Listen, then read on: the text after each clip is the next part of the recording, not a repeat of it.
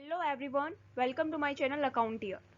तो previous video में मैंने आपको गुडविल का मीनिंग एक्सप्लेन किया था, फीचर्स एक्सप्लेन किए थे गुडविल के, एंड कौन कौन से फैक्टर्स गुडविल को अफेक्ट करते हैं वो भी डिस्कस कर लिया था हमने।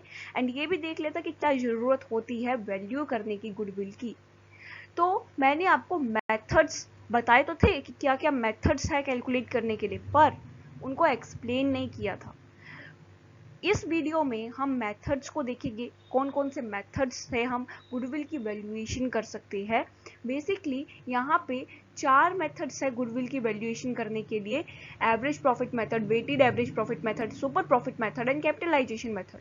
बट इस वीडियो में हम कवर करेंगे सिर्फ 2 मेथड्स को, वो है average profit methods and weighted average profit methods. Next जो मेथड्स हो गए नेक्स्ट वीडियो में कवर, और इस वीडियो में ये 2 मेथड्स हो गए कॉन्सेप्ट्स मैं आपको इसके बारे में बताऊंगी, and with the help of question भी इसको कवर करूंगी। तो चलिए, तो जो फर्स्ट मेथड है जिसके बेसिस पे हम गुडविल का वैल्यूएशन करते हैं वो है एवरेज प्रॉफिट मेथड। इस मेथड के अंदर हम गुडविल की वैल्यूएशन करते हैं on the basis of average profit of the sum past year. कुछ पास्ट ईयर का प्रॉफिट्स लेते हैं और उसका एवरेज प्रॉफिट निकालते हैं, एंड उसके बेसिस पे हम गुडविल की वैल्यूएशन करेंगे। तो देखते हैं एवरेज प्रॉफिट कैसे निकालते हैं। एवरेज प्रॉफिट का मेथड जो है, फॉर्मूला जो है वो ये है: टोटल प्रॉफिट करोगे आप, जो भी नंबर ऑफ ईयर्स का आपको प्रॉफिट लेने को कहा होगा, कि जैसे सपोज करो आपको कहा है पास्ट 3 ईयर्स के प्रॉफिट्स का एवरेज प्रॉफिट निकालो, तो वो जो 3 ईयर्स के प्रॉफिट्स आपको गिवन होगा उसका टोटल करना है आपको, एंड डिवाइड करना है नंबर ऑफ द ईयर्स। जितने ईयर्स के आपने प्रॉफिट्स लिए हैं उतने ईयर्स का आपको नंबर ऑफ ईयर्स आपको नीचे डिवाइड करना है। सपोज करो 3 ईयर्स का प्रॉफिट्स ले रहे हो तो 3 से डिवाइड करोगे इसको, तो आपको एवरेज प्रॉफिट मिल जाएगा। ठीक है, फिर आपको गुडविल की वैल्यूएशन करनी है। इसके लिए आपको एवरेज प्रॉफिट को मल्टीप्लाई करना है number of year of purchase. तो देखते हैं कि क्यों हम एवरेज प्रॉफिट को बेस लेते हैं गुडविल का वैल्यूएशन करने के लिए। ऐसा इसलिए करते हैं, देखो जो भी बायर होगा बिजनेस का, उसको उससे हम गुडविल की अमाउंट भी लेंगे, क्योंकि वो फ्यूचर में हमारे बिजनेस से प्रॉफिट अर्न करेगा, उसको बेनिफिट होगा हमारे बिजनेस की गुडविल से। तो हम उससे गुडविल का वैल्यू लेते हैं। तो कितना वैल्यू लेंगे वो हम निकालेंगे फ्यूचर के प्रॉफिट पे। फ्यूचर के प्रॉफिट्स तो हमें पता ही नहीं है, फ्यूचर के प्रॉफिट्स तो अनसर्टेन है। तो जब फ्यूचर के प्रॉफिट हमें एस्टिमेट करने पड़ते हैं तो हम एवरेज प्रॉफिट लेके करते हैं पास्ट ईयर्स में। देखो एक बिजनेस एक्सपेक्ट करता है कि क्या वो अर्न करता आ रहा है तो आगे भी वो उसी बेस पे कुछ ना कुछ अर्न करेगा। अगर वो लॉस में चल रहा है अभी तक तो वो सोचता है कि आगे भी ऐसा ही चलूंगा मैं। ठीक है, तो पिछले ईयर में हम एक ईयर का प्रॉफिट लेने के बजाय हम एवरेज लेके चलते हैं प्रॉफिट्स का, क्योंकि वो ज़्यादा रिलायबल है। हम ये लेके चले कि लास्ट ईयर जो हमें प्रॉफिट हुए थे वही हमें नेक्स्ट ईयर हो जाएंगे, तो इसकी जरूरी नहीं है ऐसी चीज हो जाए, क्योंकि सेम टू सेम आपको last year profits next year profits भी हो जाए, ये पॉसिबिलिटी बहुत ही कम होती है। मतलब ये रिलायबल नहीं है। तो इसलिए हम पास्ट ईयर की कुछ नंबर ऑफ द ईयर्स लेते हैं, उनका प्रॉफिट्स लेते हैं और उसका एवरेज निकालते हैं, और हम सोचते हैं कि ये प्रॉफिट्स हो सकता है हमारा नेक्स्ट ईयर में। ठीक है, तो इसलिए एवरेज प्रॉफिट को एज अ बेस लेते हैं गुडविल की वैल्यूएशन करने के लिए। अब बात ये तो चलो निकाल दिया हमने एवरेज प्रॉफिट। अब एवरेज प्रॉफिट में number of year of purchase को क्यों मल्टीप्लाई किया है। देखो जो बायर है बिजनेस का वो बेनिफिट लेगा गुडविल का, बिजनेस के गुडविल का वो बेनिफिट लेगा 1 से ज़्यादा सालों तक। ठीक है, तो वो जितने भी साल क्वेश्चंस में आपको दिए होंगे कि number of the year of purchase क्या रखना है, तो आपको इसके लिए मल्टीप्लाई करना है यहाँ पे। ठीक है, जैसे 2 साल तक का बेनिफिट हम एस्टिमेट कर लेते कि वो 2 साल तक का बेनिफिट लेगा, तो 2 से आपको दे देगी, 2 से मल्टीप्लाई करो। ठीक है, तो इस तरीके से एवरेज प्रॉफिट मेथड को के हेल्प से गुडविल की वैल्यूएशन की जाती है। आपको एवरेज प्रॉफिट जब आप कैलकुलेट करोगे उस वक्त आपको कुछ चीजों का ध्यान रखना होगा। जब आप प्रॉफिट्स लोगे पास्ट ईयर के, जैसे क्वेश्चंस में आपको गिवन होंगे कि 3 ईयर्स के प्रॉफिट्स के बेस पे एवरेज प्रॉफिट कैलकुलेट करो, तो उस प्रॉफिट्स में आपको ध्यान रखना है कि वो नॉर्मल प्रॉफिट्स हो, उसमें एबनॉर्मल प्रॉफिट्स ना इंक्लूड हो, उसमें एबनॉर्मल लॉसेस ना इंक्लूड हो, और उसमें नॉर्मल एक्सपेंसेस इनकम्स सब आ रही हो। ठीक है, तो इस चीज का आपको ध्यान रखना है। जैसे कि अगर आप एवरेज प्रॉफिट निकाल रहे हो और कोई प्रॉफिट गिवन है आपको जिसके अंदर एबनॉर्मल प्रॉफिट इंक्लूड है, ऐसा प्रॉफिट जो कभी हो गया आपको अचानक से, ये नॉर्मल कोर्स का नहीं है, नॉन रिकरिंग नेचर का है। देखो हम फ्यूचर के प्रॉफिट एस्टिमेट कर रहे हैं, तो हम उस तरह के प्रॉफिट्स को ही बेसिस में लेके एवरेज प्रॉफिट्स के, जो कि हमें लग रहा है कि बार बार होगी, ठीक है ना, तभी तो हम फ्यूचर के प्रॉफिट्स एस्टिमेट करेंगे। एबनॉर्मल प्रॉफिट कभी कभी होता है, अब आपको पास्ट में हो गया ठीक है, फ्यूचर में हो वो जरूरी थोड़ी ना है, ये तो एबनॉर्मल प्रॉफिट है, नॉन रिकरिंग नेचर का है, कभी कभी हो गया, ठीक है। तो इसमें अगर एबनॉर्मल प्रॉफिट्स इंक्लूड है, सबसे पहले तो उसको डिडक्ट करोगे, क्योंकि ये नॉर्मल रिकरिंग नेचर का नहीं है, हमें रिकरिंग नेचर के प्रॉफिट्स को ही रखना है, क्योंकि हमें वो ही प्रॉफिट्स रखने हैं, हमें वही चीजें रखनी है जिसे हम एक्सपेक्ट कर रहे हैं कि आगे भी होगी। आप फ्यूचर को एस्टिमेट कर रहे हो on the basis of past, तो आप यही देखोगे ना कि वो ही प्रॉफिट्स लोगे ना जो बार बार हो रहे हैं ईयर टू ईयर, ऐसे इतना अमाउंट ऑफ प्रॉफिट हमें हो रहा है। अब आपने ले लिया 50,000 रुपीज, बट एक्चुअली वो 50,000 रुपीज एबनॉर्मल प्रॉफिट था, एक्चुअली आपका बिजनेस लॉस में चल रहा था, आपको लॉस में नहीं मीन्स आपको ना तो प्रॉफिट्स हो रहे थे ना लॉसेस हो रहे थे, ठीक है, बट आपने एस्टिमेट कर लिया कि आपको 50,000 का प्रॉफिट हो रहा है, तो ये तो गलत एस्टिमेशन हो गया। आप एक्सपेक्ट करोगे कि आगे भी आपको 50,000 का प्रॉफिट हो जाएगा फ्यूचर में, क्यों? क्योंकि ये जो 50,000 का प्रॉफिट था ये एबनॉर्मल प्रॉफिट था, ये जरूरी नहीं है फ्यूचर में भी हो जाए, ठीक है। तो हमें सबसे पहले एबनॉर्मल प्रॉफिट को डिडक्ट करना है प्रॉफिट्स में से। ऐसे ही अगर कोई एबनॉर्मल लॉस इंक्लूड है कि आपका किसी ईयर का प्रॉफिट कम आ रहा है बहुत ज़्यादा, और वो कम आ रहा है क्योंकि कुछ ना कुछ उसमें एबनॉर्मल लॉसेस हो चुके थे उसके कारण, तो वो भी आप ऐड कर दो, क्योंकि आप नहीं कह सकते कि फ्यूचर में भी वो एबनॉर्मल लॉस हो जाए, क्योंकि ये तो नॉन रिकरिंग नेचर का होता है, ठीक है। तो आपको ये ऐड करना है abnormal process losses and deduct करना है एबनॉर्मल प्रॉफिट्स। अब किसी ईयर का आपको प्रॉफिट गिवन है बट उसमें नॉर्मल एक्सपेंसेस माइनस नहीं हो रखी है, देखो आप क्या करते हो, सेल्स में से माइनस करते हो कॉस्ट, कॉस्ट में आती है सारी एक्सपेंसेस, अगर उसमें से कोई एक्सपेंस नहीं माइनस है जो कि नॉर्मल नेचर का है, हर साल होगा, तो आपको वो भी डिडक्ट करना है, क्योंकि फ्यूचर में भी वो एक्सपेंस होगा, फ्यूचर में भी वो माइनस होगा, ठीक है। तो आपको सबसे पहले ये प्रॉफिट को ये नॉर्मल एक्सपेंसेस को डिडक्ट करना है। ऐसे ही अगर कोई इन्वेस्टमेंट से आपको इनकम हो रही है, ये भी नॉर्मल कॉस्ट से रिलेटेड नहीं है, बिजनेस के नॉर्मल कॉस्ट से रिलेटेड जो भी एक्टिविटीज होती है वो हमने इंक्लूड करनी है, और ये तो हमें एक तरह से इनकम मिली है इन्वेस्टमेंट पे, हमारा मेन कोर्स बिजनेस का ये नहीं है, तो इसलिए ये भी डिडक्ट करेंगे। अनयूजुअल प्रॉफिट्स है, कभी कभी हो जाते हैं, ठीक है, इनकम हो गई तो ये भी डिडक्ट करेंगे। तो चलिए अब क्वेश्चन की हेल्प से भी देख लेते हैं एवरेज प्रॉफिट मेथड के बेसिस पे गुडविल की वैल्यूएशन कैसे करनी है, ठीक है। तो यहाँ पे मैंने क्वेश्चन लिया है, Gopal purchased Ravi business from 1st January 2008, the profits के बेसिस पे करना है। देखो प्रॉफिट्स आपको लास्ट ईयर प्रॉफिट्स के बेसिस पे लास्ट ईयर के प्रॉफिट्स दिए हैं आपको, एंड आपको कहा भी है यहाँ पे कि value of the firm goodwill is to be estimated on the basis of average profit of the last 4 years। तो आपको एवरेज प्रॉफिट मेथड से ये क्वेश्चन सॉल्व करना है, जिसमें आपको गुडविल की वैल्यूएशन करनी है, ठीक है। तो यहाँ पे 2005 का प्रॉफिट ये दिया है, 2006 का, 2007 का एंड 2008, इनके बेसिस पे निकालना है। तो सबसे पहले आपको एवरेज प्रॉफिट निकालना है।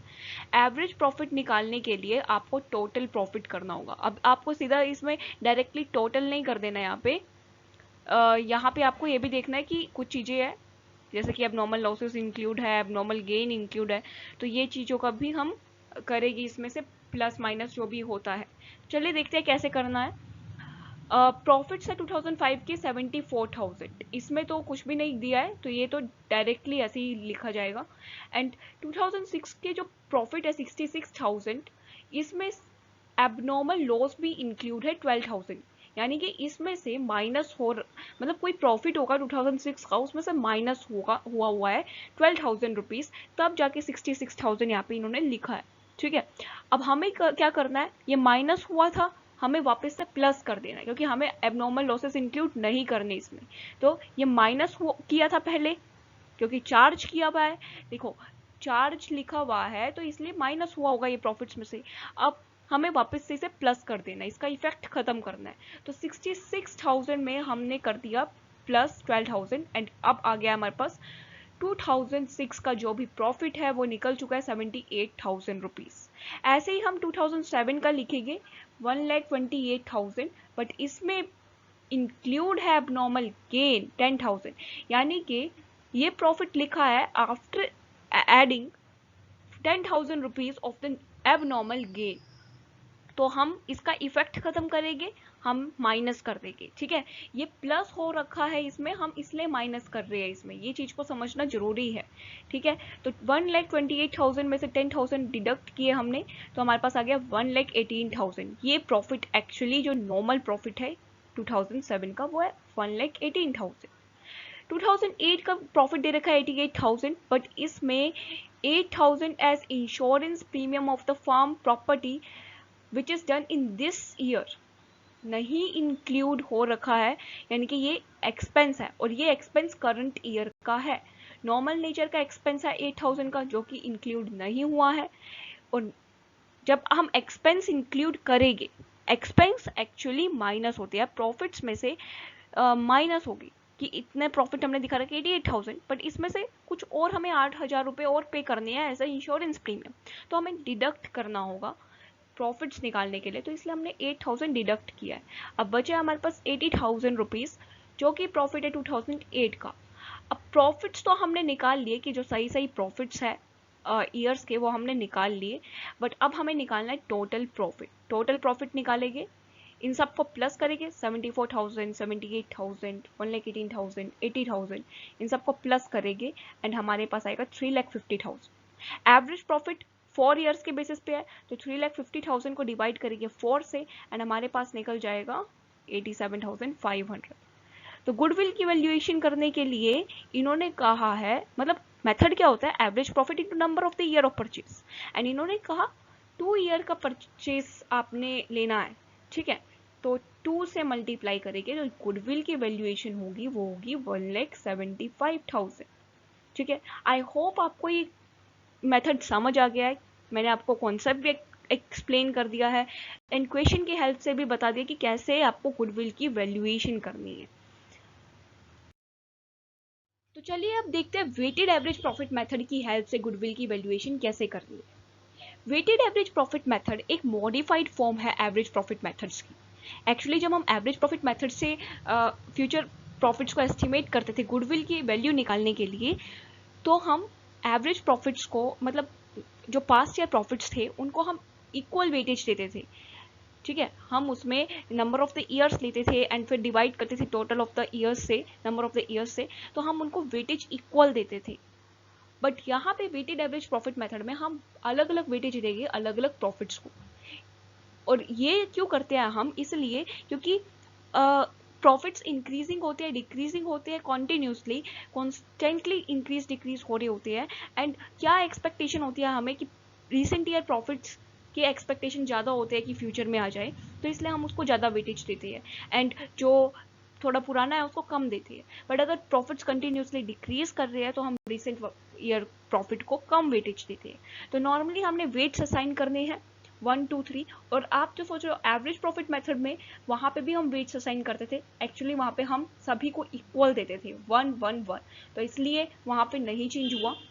1 इंटू 1 मतलब प्रॉफिट इंटू 1 तो सेम ही आएगा, तो वेट्स वहां पे इक्वल असाइन होते थे, यहाँ पे चेंज है, ठीक है। तो अब इनको मल्टीप्लाई करके हम प्रोडक्ट्स निकाल लेंगे जब, तो उसके बाद हमें क्या करना है, टोटल करना है उस प्रोडक्ट्स का, तो हमें मिलेगा टोटल वेटेड प्रॉफिट। अब हमें निकालना है वेटेड एवरेज प्रॉफिट को, तो हम टोटल प्रोडक्ट्स को डिवाइड करेंगे टोटल ऑफ द वेट्स। यहाँ पे हमें वेट्स के टोटल से डिवाइड करना है, जैसे हमने 1, 2, 3 प्रोवाइड किया प्रॉफिट्स को जो वेट्स है, तो इसको प्लस करेंगे 3 + 2 + 7 1 7, तो 7 से डिवाइड करेंगे, ठीक है। तो देखते हैं गुडविल की वैल्यूएशन कैसे करेंगे। गुडविल की वैल्यूएशन करेंगे वेटेड एवरेज प्रॉफिट को मल्टीप्लाई करेंगे number of the year of purchase, मतलब बायर जो है बिजनेस का वो कितने ईयर्स तक उसका बेनिफिट ले पाएगा बिजनेस की गुडविल का, वो हमने यहाँ पे सपोज करना है एंड मल्टी, एक्चुअली आपको क्वेश्चन में गिवन होगा ये एंड जस्ट आपको मल्टीप्लाई करना है, ठीक है। तो चलिए देखते हैं क्वेश्चन की हेल्प से कैसे क्वेश्चन को सोल्व करना है अगर आपको गुडविल की वैल्यूएशन करनी है on the basis of weighted average profit method, तो आप कैसे सॉल्व करोगे?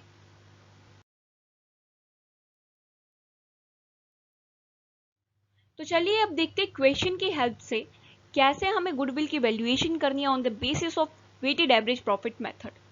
तो यहाँ पे मैंने क्वेश्चन लिया है जिसमें हमें प्रॉफिट्स दिए हुए हैं मल्होत्रा एंटरप्राइजेस के, एंड जिसकी बुक्स क्लोज हो रही है 31 दिसंबर को, यानी कि 1 जनवरी से 31 दिसंबर तक का अकाउंटिंग ईयर लिया गया है। लास्ट 5 ईयर्स का प्रॉफिट्स गिवन है और नीचे पढ़ लेते क्या है, ये तो 5 ईयर के प्रॉफिट्स है।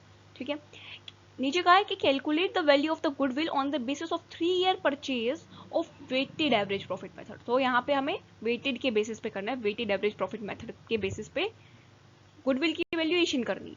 ठीक है, और जिसको हमने वेट्स देने हैं 1 2 3 4 5, रिसेंट ईयर प्रॉफिट्स को ज्यादा वेट असाइन करना है, यानी कि 2011 रिसेंट ईयर है। ठीक है, तो उसको सबसे ज्यादा वेट असाइन करना है, यानी कि 5, एंड सबसे लास्ट का जो हमने लिया है 2007, उसको सबसे कम वेट देना है, यानी कि 1। तो सबसे पहले तो हम प्रोडक्ट्स निकाल लेते हैं, क्योंकि हमें वेटेड एवरेज निकालने के लिए, एवरेज प्रॉफिट्स निकालने के लिए टोटल ऑफ प्रोडक्ट्स निकालना होता है। तो प्रोडक्ट निकालना तो सबसे पहला काम है।